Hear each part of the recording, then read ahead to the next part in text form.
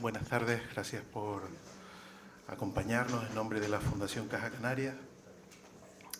Además, tenemos que agradecerle a Concha Jerez, se lo comentaba antes a nuestra vicepresidenta, que es casi un lujo tenerla hoy con nosotros. Está en medio de la preparación del montaje de esa gran exposición que prepara para la Reina Sofía, el Museo Reina Sofía, y que se inaugurará el 28 de abril. O sea que la hemos casi secuestrado en medio de la preparación y de los preparativos de esta gran exposición que se prepara en el museo.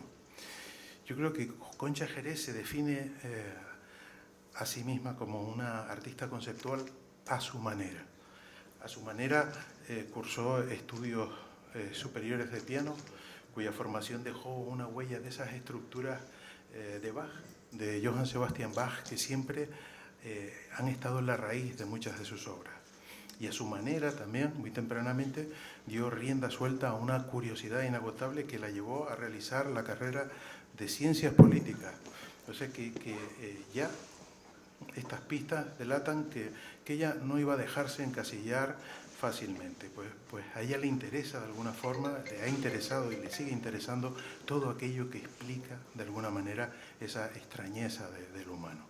Para ella el papel del artista se asienta en ese compromiso de no fallar a la verdad que asume como creadora. Ella dice que hay que ser auténtica con una misma, nos dice, pero para que nosotros podamos ver eso, lo nunca visto, para crear obras que ella necesita primero respirar para que luego seamos nosotros los que nos dejemos respirar a través de sus obras. Los temas que alimentan sus obras son los mismos temas que casi empezó a tratar en los años 70 y que hoy siguen obsesionándola, como la vivencia del tiempo y sus límites, la utopía como horizonte, el concepto de interferencia. Todos somos para ella unidades de interferencia ante sus obras, ¿no? Y esa interacción a ella le interesa casi tanto como la pieza en sí. Y sobre todo un tema que ha sido transversal en su obra, que es la memoria, o más bien, creo yo, el abandono y la banalización que nos conduce a la pérdida de la misma. Precisamente la próxima exposición, que se inaugura el 28 de abril en el Museo Reina Sofía, lleva por título Que nos roben la memoria, que nos roban la memoria.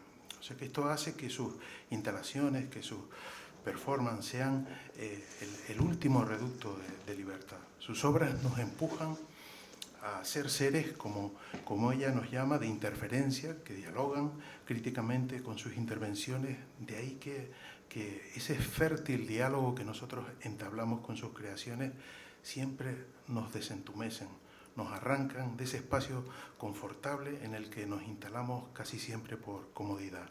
Nada de esto se hace, por supuesto, sin riesgo, y ella los ha corrido a lo largo de toda su vida, pero es el precio de un artista que aspira a dejar obras que necesiten existir para que la vida no nos atraviese sin haberla sentido vivida. Es un honor tenerla con nosotros y ya les dejo con ella para esta conferencia, ¿no? Ideas instaladas, ¿no? Que forma parte de un proyecto muy ambicioso de ella. Muchas gracias, Concha. Muchas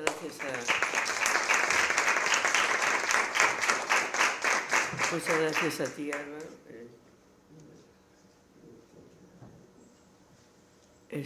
Sí, está conectado. Muchas gracias, Álvaro, y para mí sí que es un honor estar aquí con todos ustedes.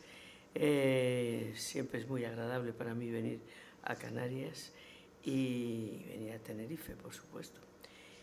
Y bueno, te agradezco mucho esas palabras tan elogiosas, tan sentidas, quizás en exceso halagadoras, pero bueno, sí que es verdad que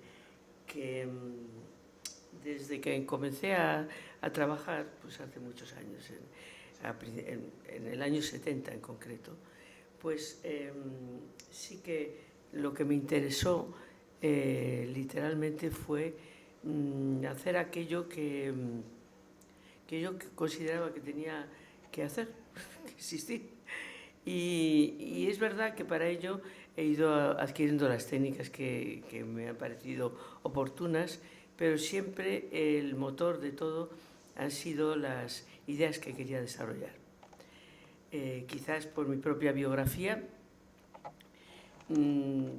pues le doy gran importancia. Ya no hablemos de conceptos solo, sino en general a las ideas. Yo creo que las ideas son las que mueven el mundo y ojalá estuvieran de moda o en los titulares de los periódicos para que considerásemos todos que lo de tener ideas está muy bien, ¿eh? Y además ideas de todos los individuos, no de uno o de dos que manipulen al resto. Como veis, yo no me puedo desligar mucho de un aspecto mío un poco, reconozco a veces, un poco panfletesco, pero no lo hago con esa intención, pero sí que es cierto que vivimos unos momentos en el mundo complicados. A mí me preocupan mucho, personalmente, porque, bueno, creo que a todos nos deben de preocupar, y sobre todo a los que nos dedicamos a la creación. Pero nos preocupa por todas las personas que vivimos en este mundo. Ya nuestro mundo no es solo Europa, afortunadamente, ya pensamos en el resto de continentes y vemos la situación en que se está en el mundo. Me preocupa por todos los ya de nuestra edad, de la mía, ya estoy casi en una recta final, ya como con fecha de caducidad. Por eso ahora mismo ella me decía, es verdad que según pasan los años uno piensa, vas a hacer menos cosas y vas a tener más tiempo, y no es verdad. Quizás es porque nuestra fecha de caducidad se va acercando y que mientras estamos vivos y coleando, pues queremos hacer muchas cosas que tenemos en la cabeza o que tenemos ideas que queremos desarrollar, comunicar, etc. Queremos, digamos, ser unos seres activos. Me preocupa mucho por la generación de mis hijos, de mis nietos, de los que están correteando por ahí, que acaban casi de nacer y que dices, madre mía, qué complicado el mundo, tan complicado les estamos dejando. Yo estoy convencida de que siempre todas las generaciones creo en la humanidad, básicamente, a pesar de que nos pongan muchas trabas. Y pienso que el ser humano reacciona, es verdad que también se vuelve un mutante de alguna forma para poder sobrevivir a todo tipo de situaciones. Pero bueno, sí que por esa razón creo que las ideas son importantes.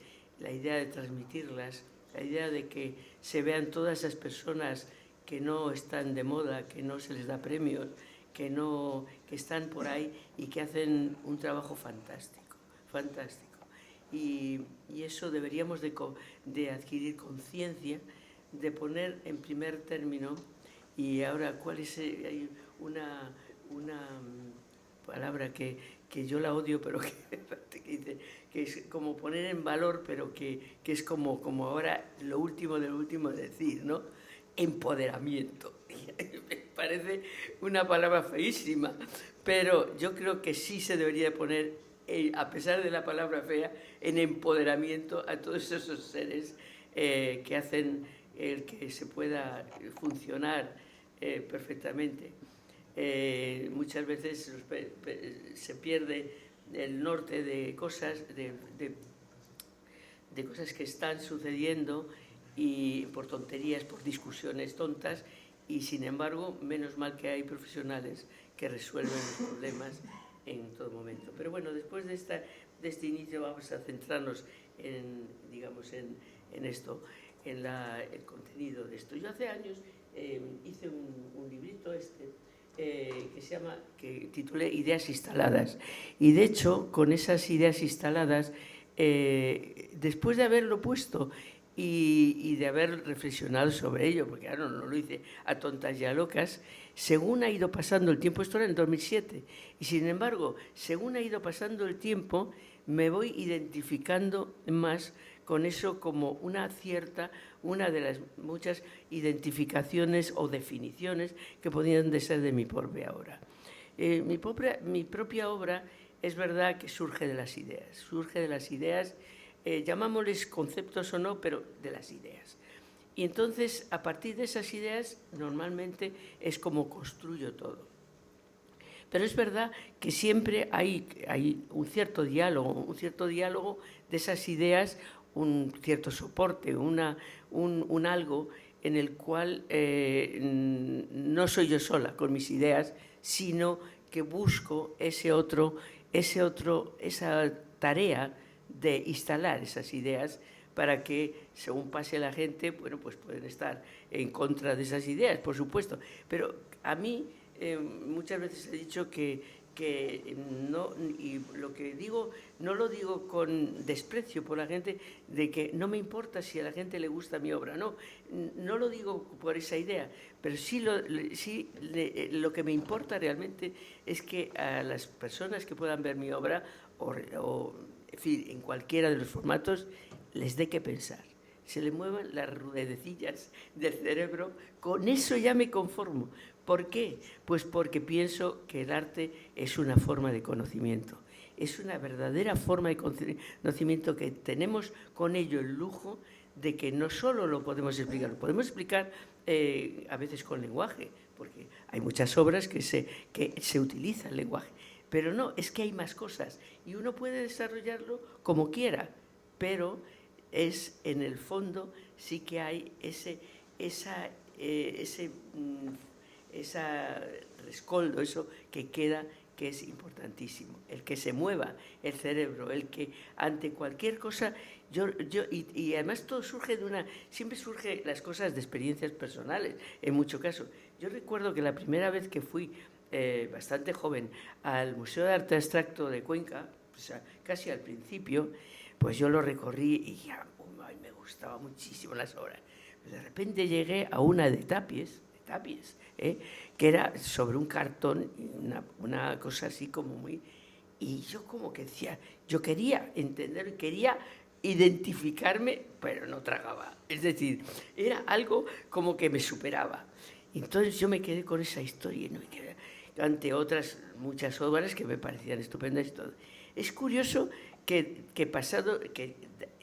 cada vez que volvía, otra vez a mirar, porque en una época todas las semanas iba allí, por cuestiones familiares. Bueno, y al final fue lo que me desencadenó un mayor mecanismo en el pensamiento, una obra que en el fondo me repelía, después resulta que era una de las que más me gustaron del museo. Y simplemente porque había movido las hojitas del cerebro y y poco a poco había entrado en las propias claves de la obra. Es cierto que, bueno, dentro de eso ha habido un interés muy grande desde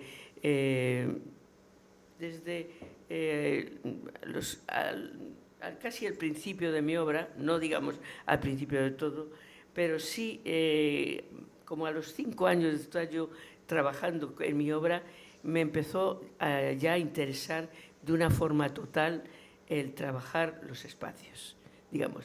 Pero el espacio no como para simplemente utilizarlo y colocar bien alguna obra o algo así, no, sino para que realmente el espacio fuera un dialogante conmigo.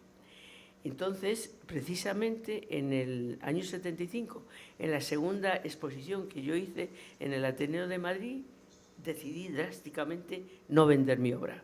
Dije, no voy a vender mi obra porque yo lo que quiero es desarrollar ese trabajo con el espacio. Y tengo que sentirme libre, completamente libre, ajena a toda posibilidad de mercado, así.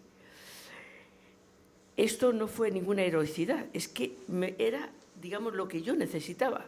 Y entonces, bueno, después lo mantuve pues un montón de años, hasta el año 86, ¿no? Casi más de 10 años. Pero cuando ya consideré que ya verdaderamente nadie me movía de lo que yo quería hacer, ya había empezado, digamos, desde el año 76 a trabajar con el espacio y ya era imposible el que ni mercados ni historias me iban a influir, nada.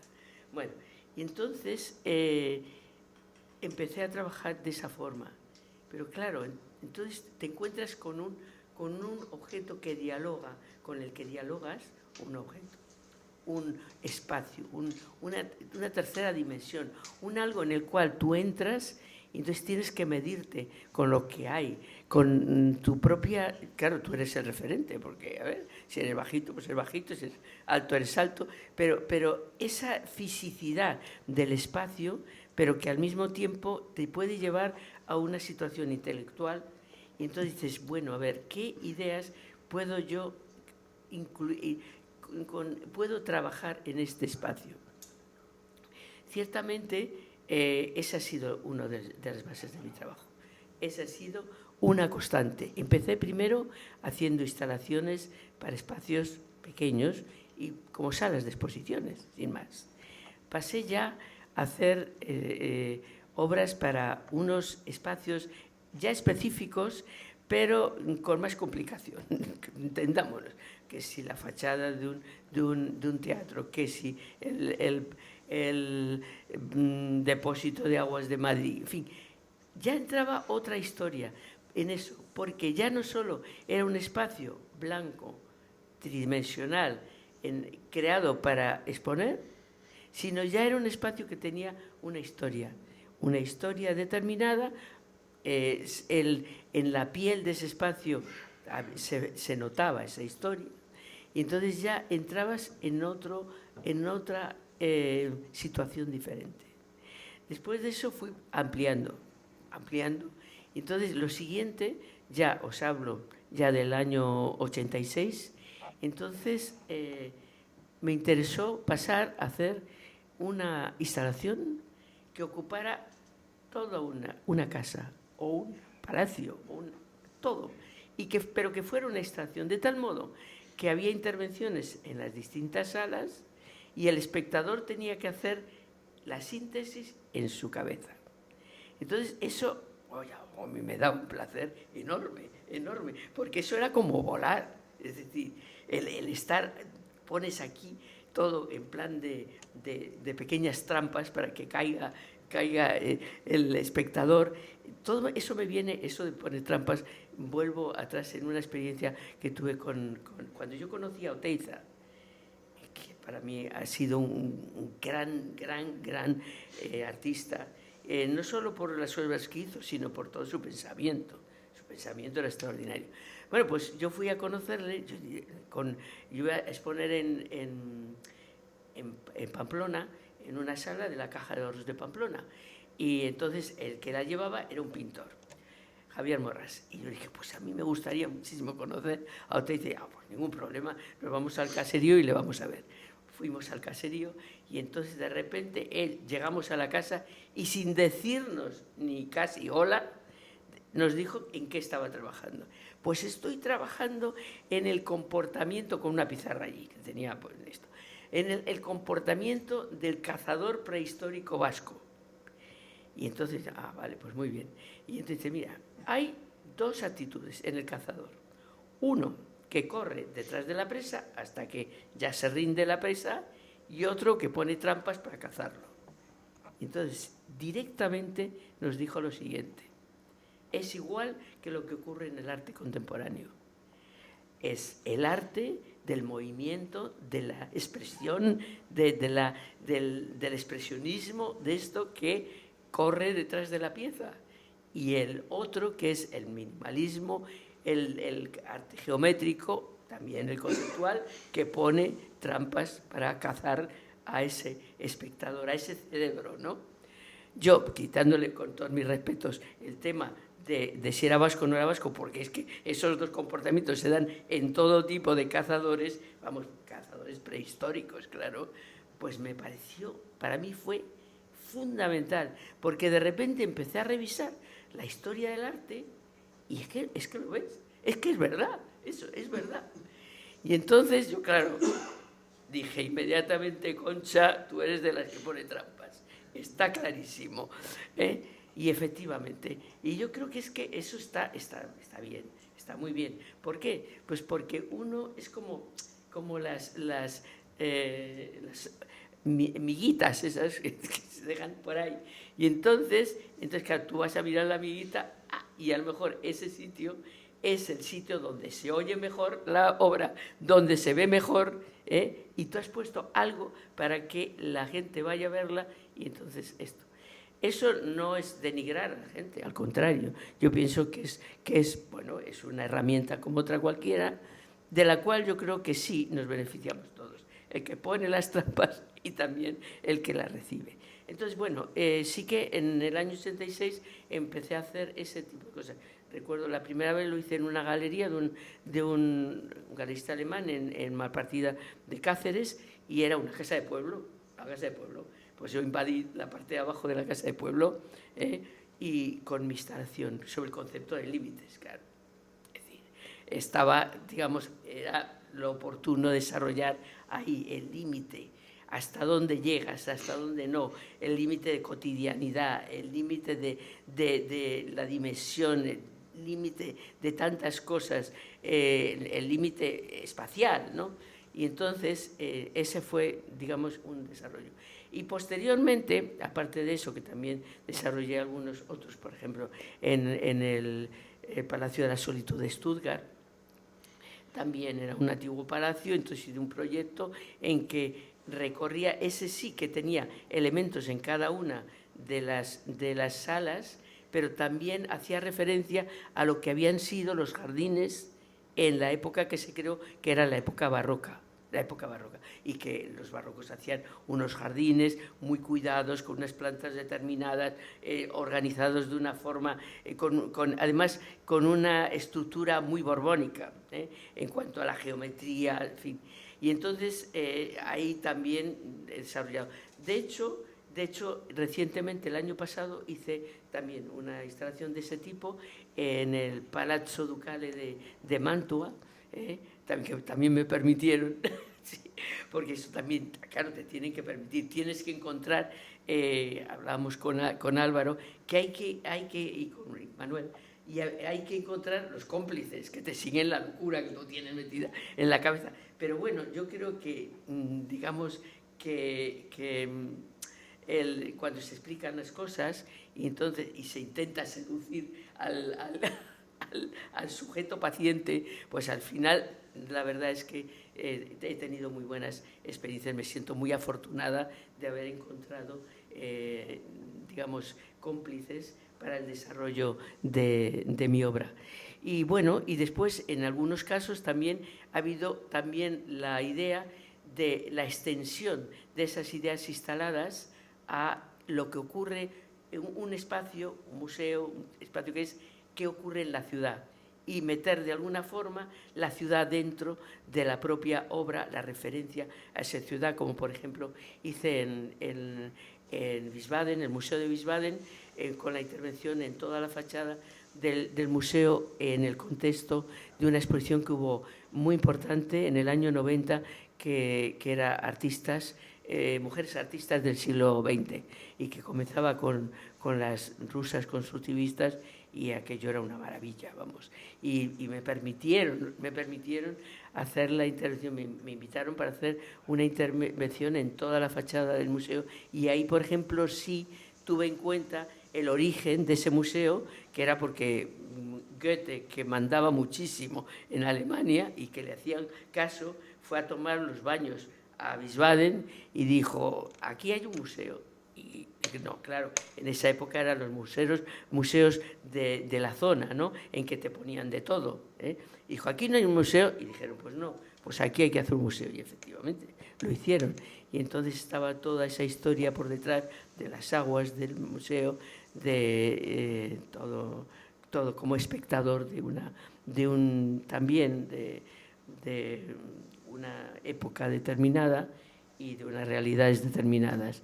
Y en ese punto también sí que me ha interesado mucho en ese trabajar con las ideas y con edificios, ¿no? Edificios, la toma de la consideración de los edificios como testigos de un tiempo. Es decir, por ejemplo, en una instalación que hicimos no sé si sabéis que yo he hecho mi obra todo el tiempo seguida, pero durante unos años hice, a la vez que mi obra con José Iges, él hacía la suya, yo la mía, y hacíamos encima la de los dos. Y entonces fuimos invitados para hacer una instalación en un castillo en Alemania, el Schloss Presteneck, también para una exposición internacional paralela a la Documenta del año 92, y tomamos ese castillo que llevaba 400 años existiendo como testigo del mundo que había pasado por delante de él, hipotéticamente, ¿no? Y ahí hicimos una obra que era una instalación sonora y visual, pero que con el fondo, lo más importante era la parte sonora, y que se llamaba Force, es decir, como fuerza interior, de la fuerza interior de la humanidad en todos esos, en la cual había grabaciones de todo tipo en un montón de sitios, y nombres de científicos, de artistas, de escritores, de todos esos 4 siglos. Posteriormente nosotros elaboramos una pieza que extendía a los 5 siglos que nos ocupan en España especialmente, ¿no? Y en una pieza que precisamente se llama Sala de Lectura, Habitación de Lectura, 1492-1992, ¿no? Bueno, entonces, yo creo que podíamos poner un vídeo, ¿eh? Entonces, sí que quiero deciros una cosa. Voy a pasaros unos vídeos que es vídeo de creación. Es vídeo de creación, cada uno, los que pase, son 5 minutos, porque odio los vídeos largos, ¿eh? Es decir, el máximo que me puedo permitir son llegando como a los 15 minutos, pero si no ya me escuece, ya no me gusta. Pero estos son de 5 minutos exactos, ¿no? Y están todos realizados a partir de documentación de obras mías, pero como videoarte. Es decir, resulta más confuso que simplemente una documentación, pero bueno, también tiene su interés de descolocamiento, ¿no? Entonces, voy a decir el número que es el 7, por favor.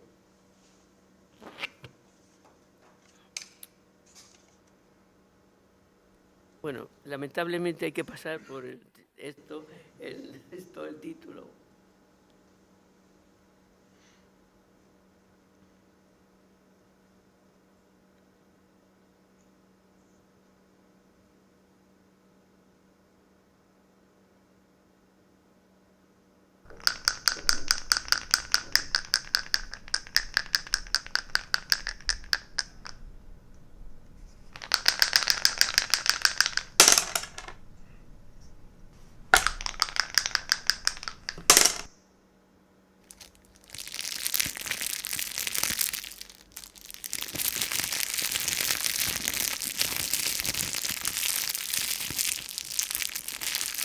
Y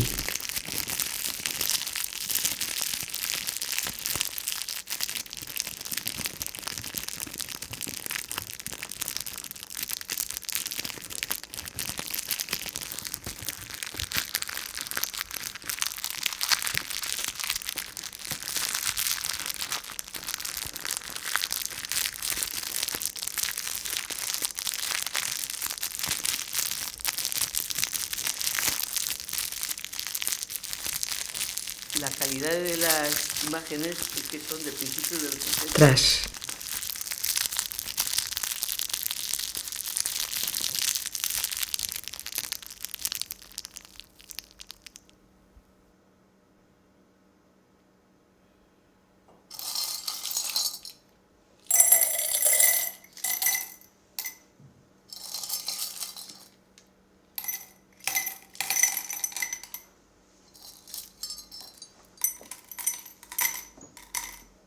Tanto.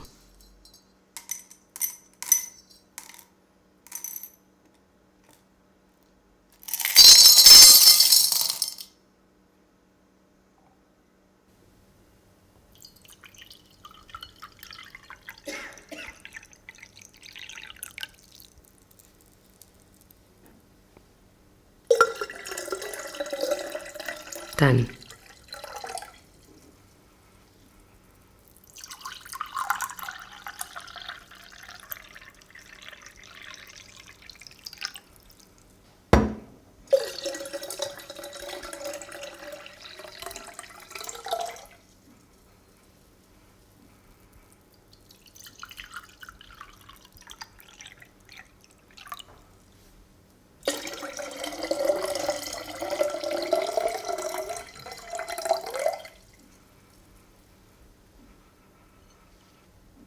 Cal.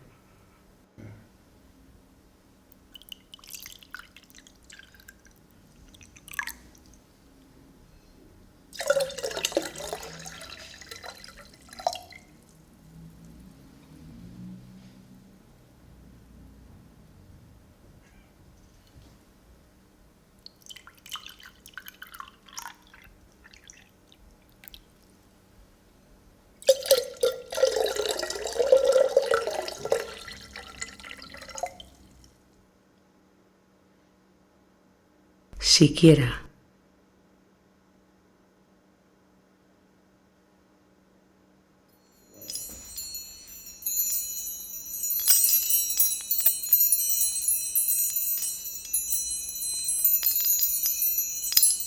Sino.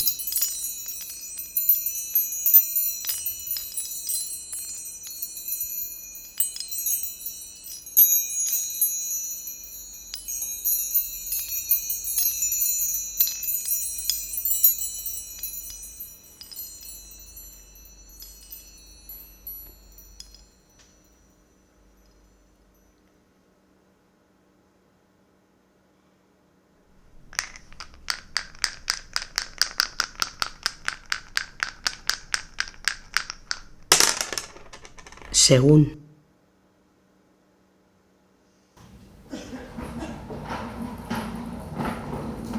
Quizás.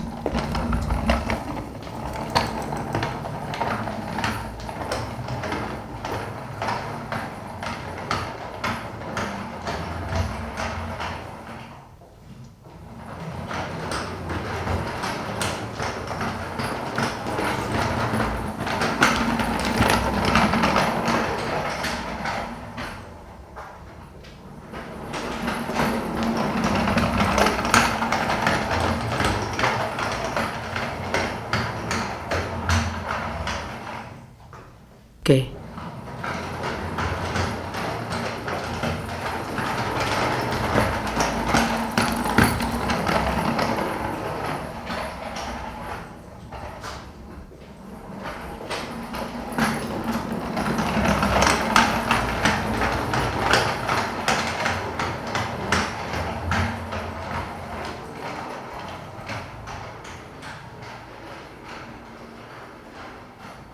Por.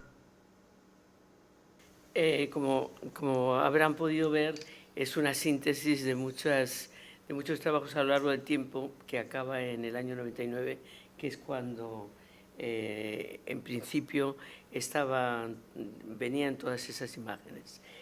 Hay muchas cosas en él que a mí me interesan y que muchas veces se repiten a lo largo de toda mi obra. Por ejemplo, las palabras ambiguas me parecen extraordinarias, porque en el fondo una palabra ambigua, según en qué contexto se sitúa, pues puede significar una cosa, lo contrario, puede hasta parecer concreta, ¿eh? Y ese tema de la ambigüedad y la concreción, esos límites entre una y otro concepto, me parecen muy interesantes, porque como siempre vivimos en un mundo de demasiadas certezas, parece, no es verdad, pero bueno, parece demasiadas certezas, yo creo que la cosa de la ambigüedad genera un cierto estrato como de arenas movedizas que yo creo que es muy importante el tenerlas en cuenta para poder uno moverse en la vida sin tanta certeza, que a veces la certeza se utiliza para atacar al contrario, en fin, para ese tipo de cosas, no tanto como verdades, porque tampoco creo en que haya tantas verdades absolutas. Bueno, otro tema de mi obra, por supuesto, han visto que también los sonidos estaban hechos específicos para las imágenes que se producían. Es el tipo es decir, hay una gran diferencia cuando yo trabajo sola o cuando he trabajado con José Iges. Con José Iges nos complicamos mucho más la vida a nivel tecnológico. Acabamos aborreciendo la tecnología a cuenta de la complicación y los fallos que produce. Tiene su encanto también, y además, como siempre, la hemos utilizado en función de unas ideas que queríamos desarrollar, que no había más remedio que hacerlas con tecnología, pues la hemos padecido franciscanamente todo lo necesario. Pero yo procuro complicarme un poco menos la vida, y sobre todo porque creo mucho también, por ejemplo, cuando trabajo con los sonidos a veces como muy puros, muy relacionados con la persona, los sonidos domésticos, los sonidos que todos los días estamos ejerciendo y que no les damos importancia, y sin embargo que tienen una dimensión interesante. Hay otro tema que para mí ha sido esencial a lo largo de toda mi obra y sigue siéndolo, y es el tema de la autocensura. Yo empecé, mis primeras obras conceptuales, yo empecé como todo el mundo, haciendo pintura, haciendo escultura. De hecho, mis dos primeras exposiciones, el año 73 y el año 75, eran centradas en pintura. Primero, había una investigación que hice exhaustiva sobre el color y sobre la materia, y desarrollaba pues, cuadros en ese sentido, y una segunda línea, que fue más la que expuse en la segunda exposición, en la del Ateneo, que era una línea minimalista, absolutamente minimalista, trabajando con tres elementos: la madera pintada de negro, primero era cartón ondulado que endurecía, que después lo sustituí por goma rayada, y aluminio. Y con esas tres cosas era con lo que me sometí a hacer una verdadera investigación, haciendo cuadros bidimensionales que unas veces se rompían hacia adentro, salían hacia afuera. Es decir, pero bueno, en el año 74, y consecuencia de la situación política en pleno franquismo, hubo ese... ustedes son muy jóvenes, casi todos, pero hubo un juicio muy fuerte, que fue el juicio que se llamó de Burgos, a consecuencia de la muerte de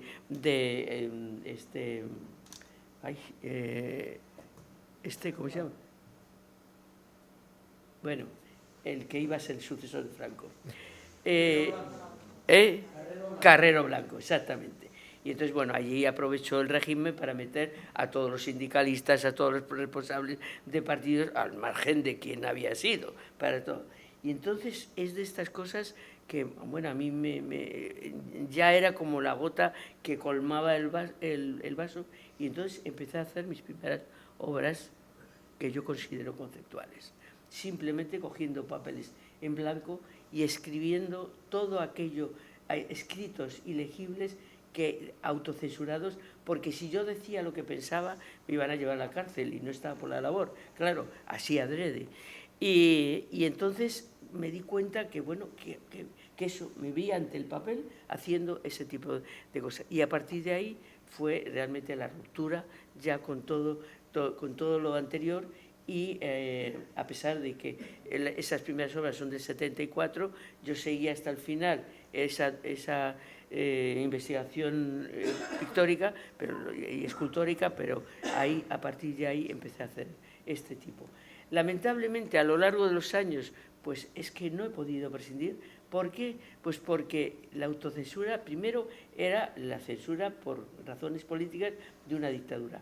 Cuando se pasó la dictadura, en la transición, pues tampoco había muchas cosas que se podían decir, pero es que ya, al margen, en el régimen democrático, es que hay muchas cosas que no podemos decir. Y además, ya no solo del ámbito sociopolítico, no, el ámbito personal. Nuestras parejas, como le digamos a veces lo que estamos pensando, nos la cargamos, y además, si son rencorosos, pues te lo van a refregar toda la vida. Es decir, que no, que es muy delicado. Ahora se ha extendido a lo laboral. Madre mía, cuando va uno a una entrevista de trabajo, uy, como, es decir, anda que no te censuren. Y entonces por eso he seguido haciendo. ¿Por qué? Pues para que transmitir el hecho de la autocensura.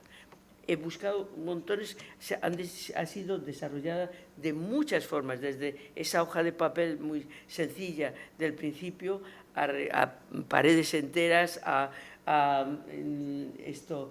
todo tipo de diálogos con espacios, en fin, relacionado con distintos temas. Y bueno, y esa ha sido una línea mía de trabajo que continúa, lamentablemente digo, presente.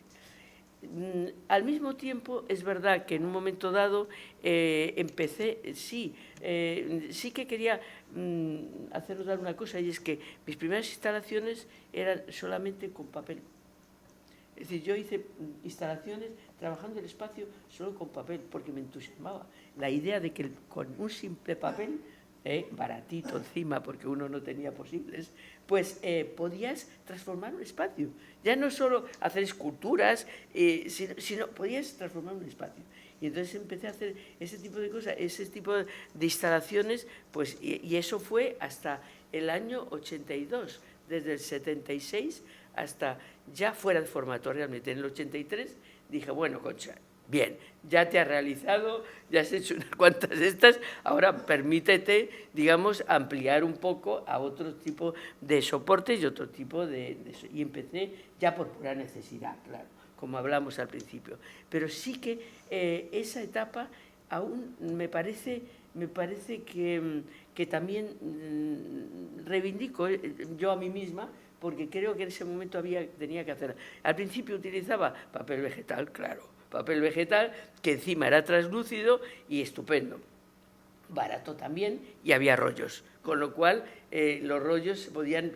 Después resulta que fue las cosas maravillosas de la tecnología que pasó, claro, como los arquitectos tenían que hacer los planos y se les rompían con el papel vegetal, pues se inventó el poliéster. Y el poliéster tenía el mismo acabado que el papel vegetal, pero no se rompía. Y eso ha sido maravilloso. Yo tengo obras de esos años que están absolutamente como el primer día. Han recorrido medio mundo, han estado en 80.000 situaciones de humedad, yo qué sé, de todo, y siguen igual. Ni se ha cambiado el color ni nada. En cambio, bueno, los rollos de vegetal se rompían, le han salido algunos hongos con unas manchas maravillosas que me parecen extraordinarias, porque interviene la vida. Si es que al fin y al cabo interviene la vida y bueno, está bien. No para que dejemos que todo lo coman los hongos, pero bueno, también tiene su parte positiva. Y bueno, pero me estoy saliendo un poco del tema, pero sí quería resaltar eso, que en un momento determinado, pues es verdad que uno puede hacer investigaciones que llevan a hacer obras con muy pocos elementos y sacándoles muchísimo partido. Bueno, al margen del tema de la autocensura, que después, en un momento determinado, ya eso del papel blanco, decía, es que al final te sale siempre estética. Es la maldición del arte y de los artistas. Haces con un cierto oficio, al final acaba saliéndote algo estético. Y entonces, ¿cómo puedes luchar contra esa estética para poder crear otra estética? Por el fondo es transformación de una en otra estética, ¿no? Y entonces dije, no, ahora voy a partir de estructuras dadas. Y es cuando empecé a hacer obras sobre periódicos. Ya tenía la estructura dada, pero claro, es que también los tipógrafos tenían unas estéticas extraordinarias, con lo cual es tremendo. Eso yo os lo tramito como verdadera angustia, es como esa cosa de, yo no soy muy de Biblia, pero sí recuerdo como una maldición, eso no sé qué era, pues Lot, sí, me parece que era Lot, que dijeron que todo lo que tocase se iba a convertir en oro, pues en el arte tenemos esa maldición. Que todo se convierte, no en oro a nivel de mercado, sino que es que todo se convierte en estética. Y hay que estar muy atentos para que, digamos, buscar una cierta estética que no sea la ya que se ha creado. Claro, porque el repetir, el que inventó el teléfono, estupendo, pero ya es seguir inventando el teléfono 1000 veces, pues no tiene chiste, vamos. Entonces, sí que hay un poco esto. Entonces, vuelvo otra vez al tema de la autocensura en contraposición, digamos, de la utilización del lenguaje en mi obra. No solo hay autocensura, pero hay lenguaje. Lenguaje en el sentido también que utilizo en las intervenciones, en lugares, no sé, en ventanas, en todo lo que puedo, claro, y me dejan. De tal modo que tú lanzas ahí un tema, una idea, y entonces instalas esa idea simplemente con una frase. Y eso es maravilloso. Eso es maravilloso. Entonces, peco de que eso es otro de mis pecados, ¿no? Que me parece que ese poder del lenguaje, que significa por una parte, pero que por otra no es solo que significa, es el lugar donde intervienes, el cómo se relaciona el espectador con ello. Y, por supuesto, he intervenido escaleras, es otro mi vicio. Me encantan las escaleras. Todas las escaleras me parecen maravillosas, sobre todo las que tienen ya una cierta historia, porque los arquitectos se esmeraban en épocas históricas más sobre las escaleras, porque claro, la gente no subía en ascensores, subía por las escaleras, y hay desde las escaleras barrocas, en el cual es la doble escalera, que subes baja, que nunca sabes por cuál subes, eso era para lucimiento de las señoras para empezar, y de los señores también, también de los señores, ahí se miraban, era todo un juego social, que por eso también me encantan las escaleras del Círculo de Bellas Artes en Madrid, por ejemplo, en fin, tantas otras que también sirven para utilizarlas como soporte de ideas, porque según pasas, de repente te encuentras con algo que no está previsto. Unas veces puede ser una palabra, otras veces en el camp, por ejemplo, eran palabras ambiguas en distintos idiomas, pues que hay muchos extranjeros en Canarias, pues para que, en fin, también en otros idiomas, pero a veces pueden ser las letras del alfabeto. Y es eso, la idea de intentar mover, digamos, la ruedecilla del cerebro, lo que me lleva a ello. Entonces vamos a poner otro vídeo, 5 minutos, que es el número 3, por favor, que se titula Caminando entre, bueno, ya lo veréis, y que está dedicado a la autocensura.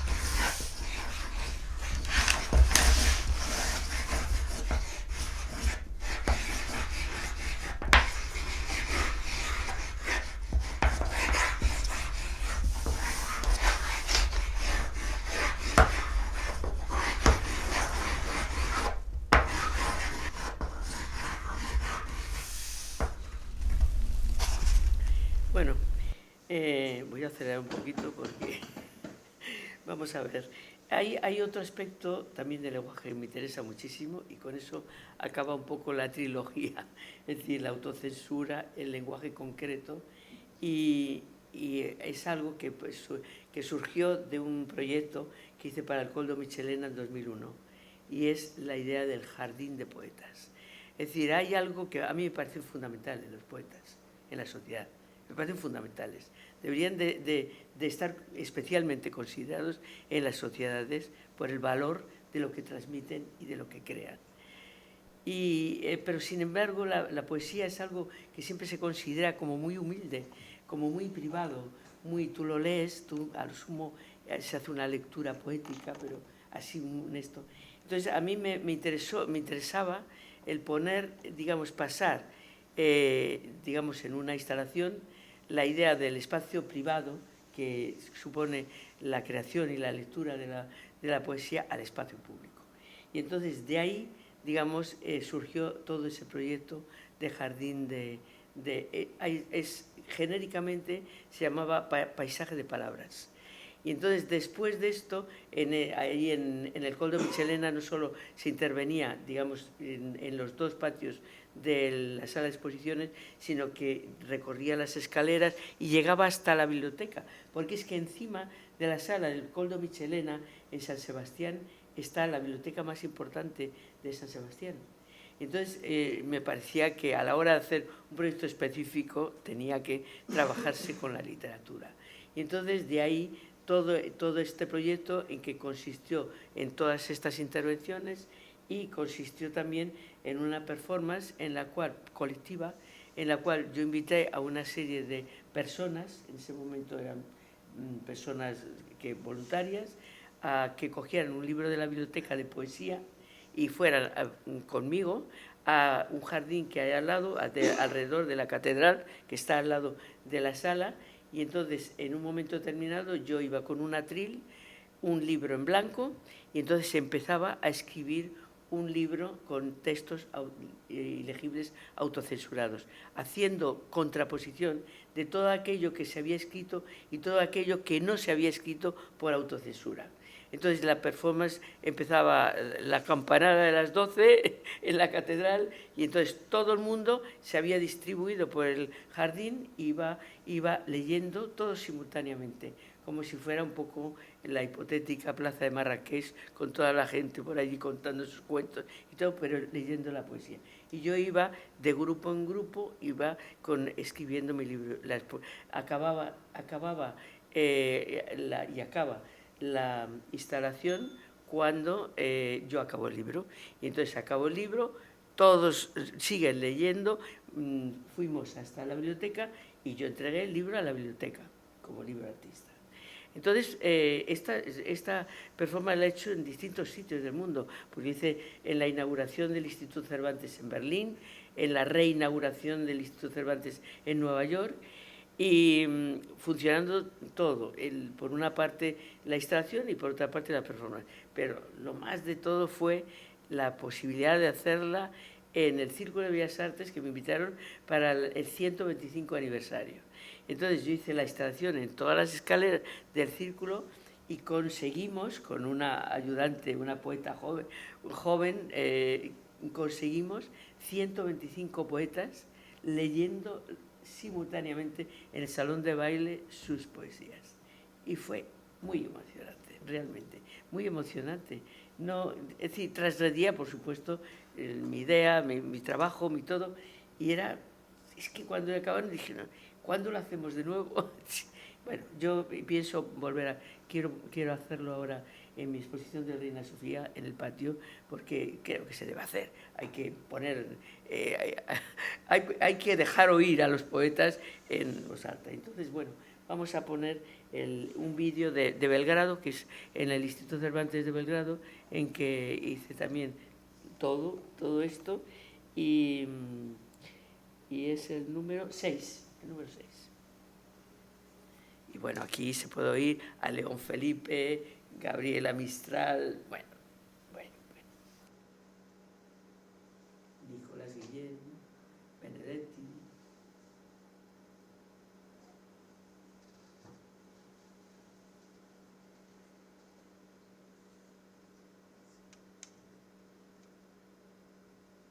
escrito en su costado.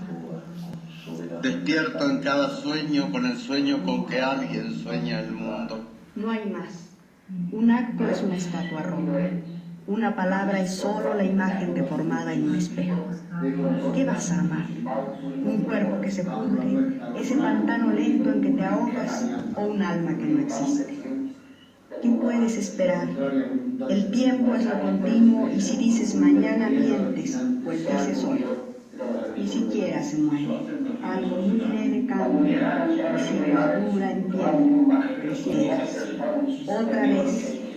Deshaced el eso, quitadle a los caireles de la rima, el metro, la cadencia y hasta la idea misma, aventad las palabras, y si después queda algo todavía, eso será la poesía. No sé hasta dónde irán los pacificadores con su ruido metálico de paz, pero hay ciertos corredores de seguros que ya colocan pólizas contra la pacificación, y hay quienes reclaman la pena del garrote para los que no quieren ser pacificados. Cuando los pacificadores apuntan, por supuesto tiran a pacificar, y a veces hasta pacifican dos pájaros de un tiro. Es claro que siempre hay algún necio que se niega a ser pacificado por la espalda, o algún estúpido que resiste la pacificación a fuego lento. En realidad somos un país tan peculiar que quien pacifique a los pacificadores, un buen pacificador será.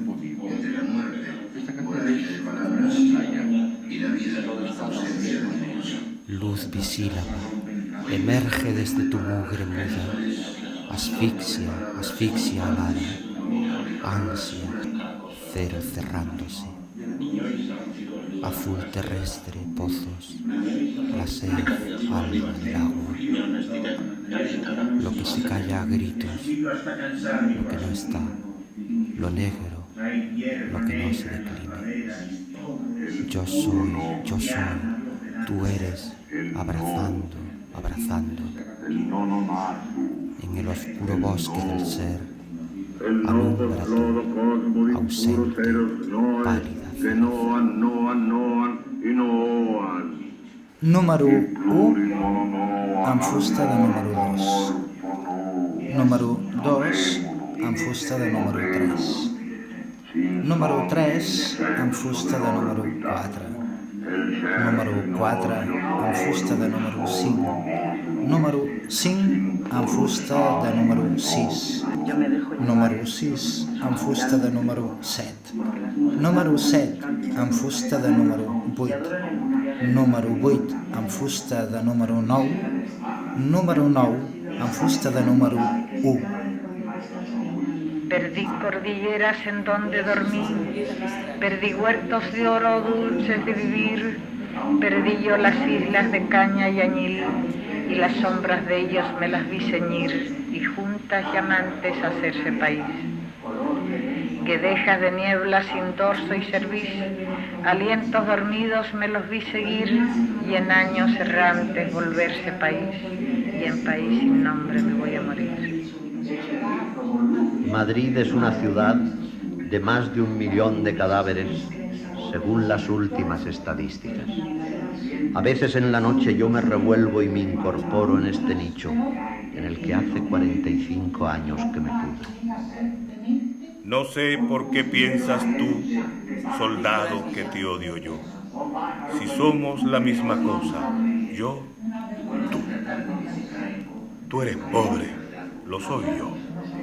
Soy de abajo, lo eres tú. ¿De dónde has sacado tú, soldado, que te odio yo?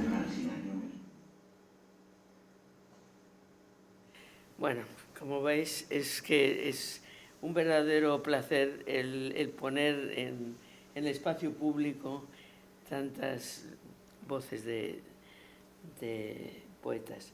Bueno, y ya para terminar, porque ya no quiero agotaros más, sí que quería mencionar, digamos, el trabajo que yo hice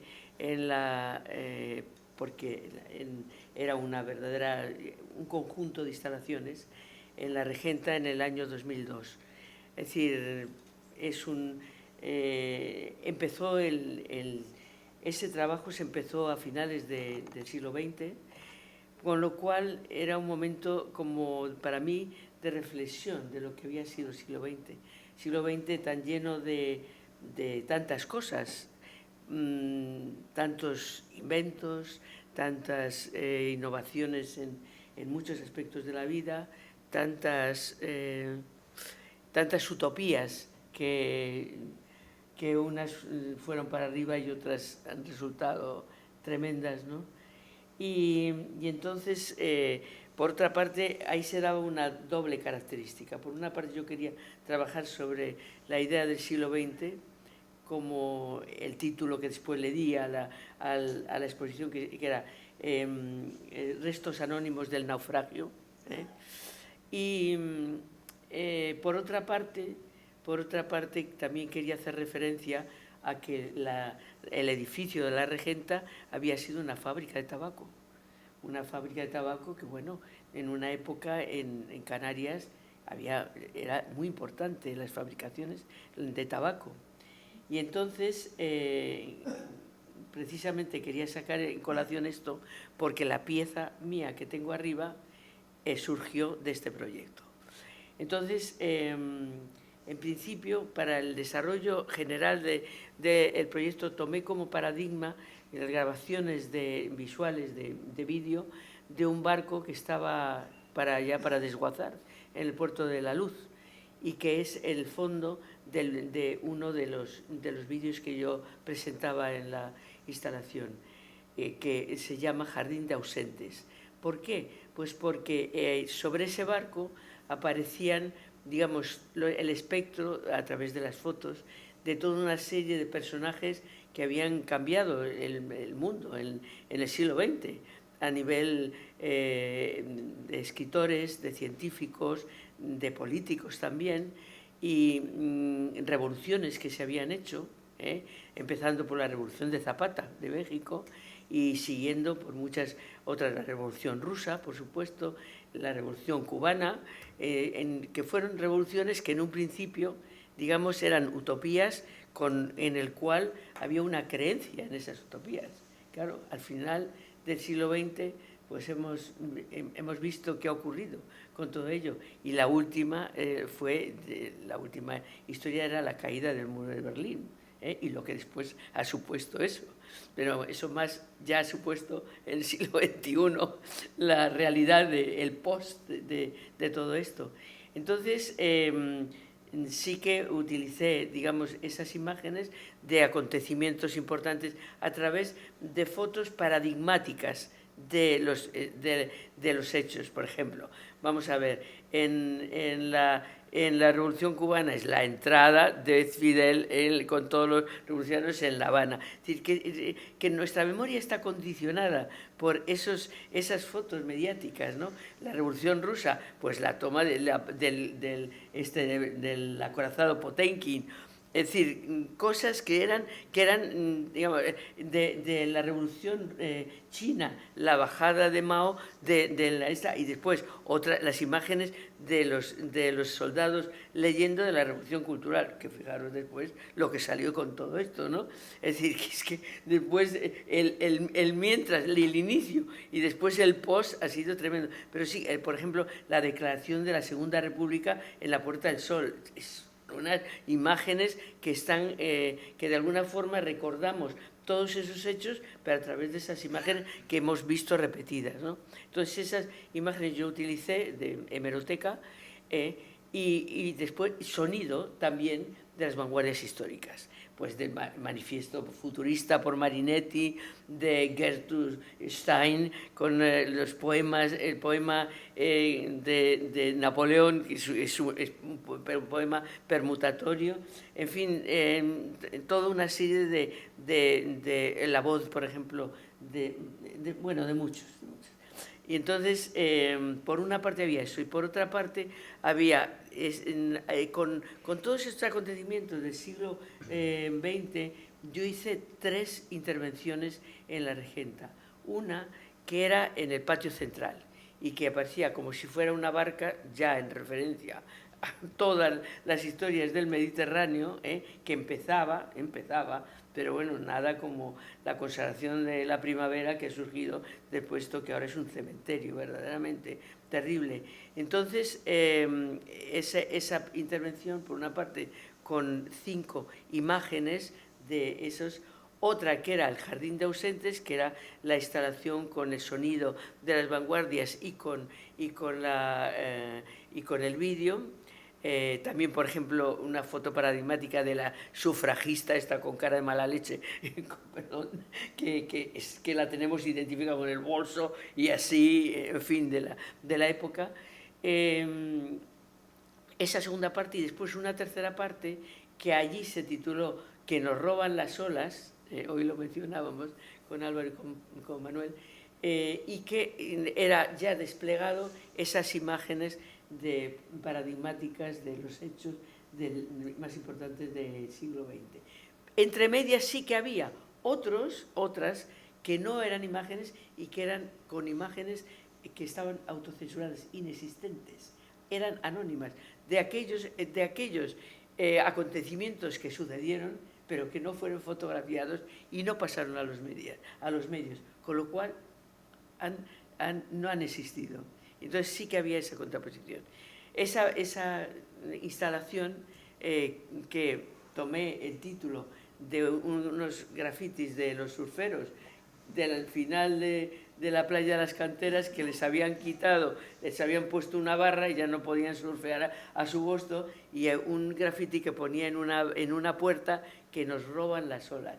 Me pareció que era tan gráfico, tan extraordinario, y yo lo titulé Que nos roban las olas de la memoria, y que después, posteriormente, ya, claro, no se entendía fuera del contexto de Canarias y de lo que había sucedido, lo de las olas, y entonces ya aparece como que nos roban la memoria, ¿no? Entonces, con esto voy a acabar poniéndose el vídeo de restos anónimos de naufragio, que es el 9, por favor.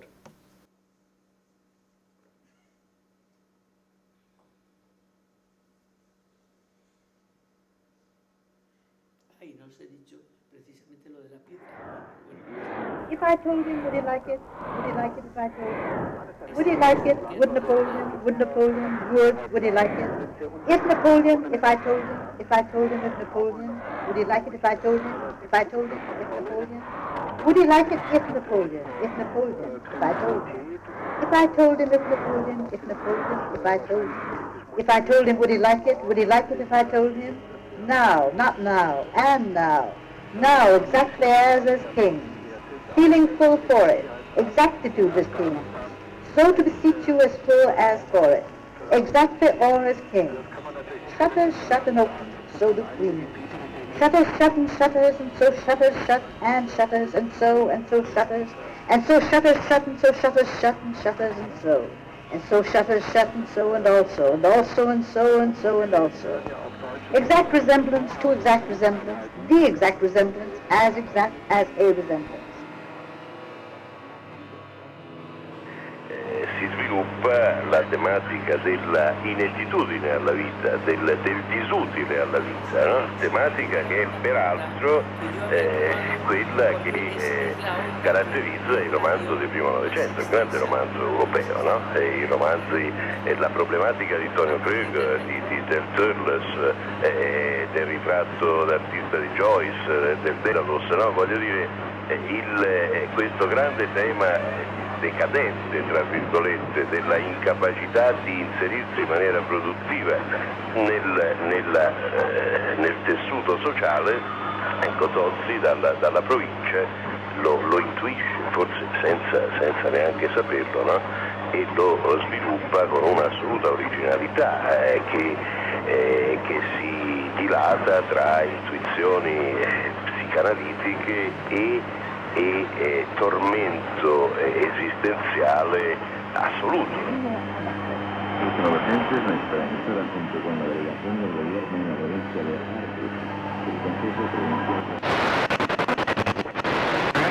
Till then, yet there was a mood of apprehension. Well, you know, don't you, Kenneth, or haven't I told you, every telling has a tailing, and that's the he and the she of it. Look, look, the dusk is growing. My branches lofty are taking root, and my cold chair's gone ashly. What age is that? It soon is late.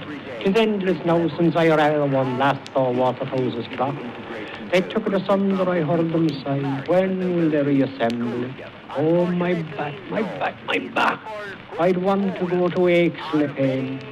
Ping pang, there's the bell for sexolitis. At Concepta they send the spray. Pang. Bring out the clothes, ring in the dew. God avari vert the showers and grant thy grace, aman. Will we spread them here now? Aye, we will. Flip, spread on your bank, and I'll spread mine on mine. Flap. It's what I'm doing, spread. It's churning chill, their went is rising. I lay a few stones on the hostel sheet, a man and his bride embrace between them, else I'd have folded and sprinkled them only. And I'll tie my butcher's apron here, it's suety yet, the strollers will pass it by.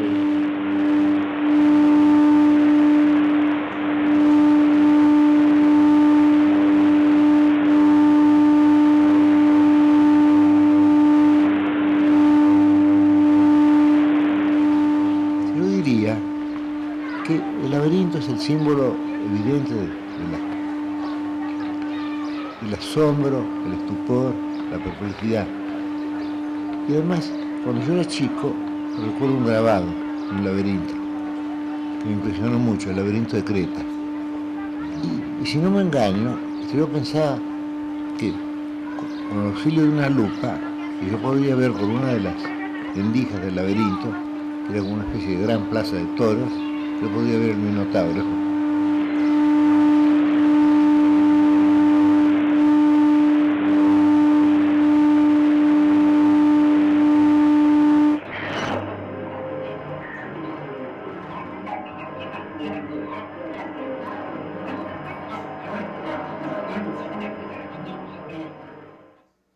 Bueno, pues lo que se me había olvidado deciros es justamente lo de la pieza que tenemos arriba, y es que dentro de esa parte, digamos, dedicado a la fabricación del tabaco, yo fui a una fábrica de tabaco que quedaba en las afueras de Las Palmas, que fabricaban puros manuales, pero también semiautomáticos, ¿no?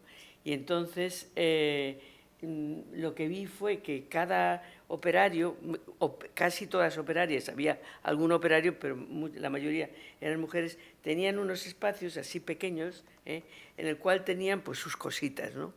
Y me pareció que eran como unos paisajes de privacidad, justamente privados, ¿no? De ellos, que tenían que sí, había de todo lo que tenían ahí, ¿no? Y entonces de ahí el origen de las 4 fotos que hay arriba. La pieza se llama Paisaje de privacidad, y está construida las fotos a partir de esos espacios, que lo cual no están literalmente, pero sí que está, la base sí es literal, lo que pasa es que después están pues, la intervención de los brazos y también, digamos, el quitar algunos elementos para que quedasen más diáfanos. Y el sonido de la pieza es el sonido de las máquinas, que mientras unos trabajaban manualmente, otros estaban con la fabricación semiautomática, ¿no?, de la pieza, vamos, del tabaco. Y de ahí que me pareció interesante el poner esto. Y había otra intervención que era en unas banquetas, con unas fotos también en cada banquetita, me parece, son 5, y que eso lo llamaba ballet de tiempos, porque era construido a partir de un fondo azul, ¿no? Y solamente eran la imagen de 2 manos, y claro, cada una, digamos, mientras que yo hice las fotografías, hice vídeo y grabé el sonido, y después con todo ello construí esto. Os podéis preguntar, utilicé como base para esta pieza la idea de la cajonera, porque yo soy de la época en que había pupitres cuando yo era pequeña, y la cajonera, y metíamos las cosas, y resulta, a mí no me gusta que la tecnología se vea, los chismes, y me gusta siempre taparlos y ocultarlos. y me parecía que era el elemento, pues era una solución que me interesaba y bueno, y está tapados pues también con dos sábanas con escritos ilegibles autocensurados. Y bueno, pues hasta aquí creo que me he extendido un poco más de la cuenta. Si quieren hacer alguna pregunta, encantado de la vida. Muchas gracias por su paciencia y por la atención que me han dado.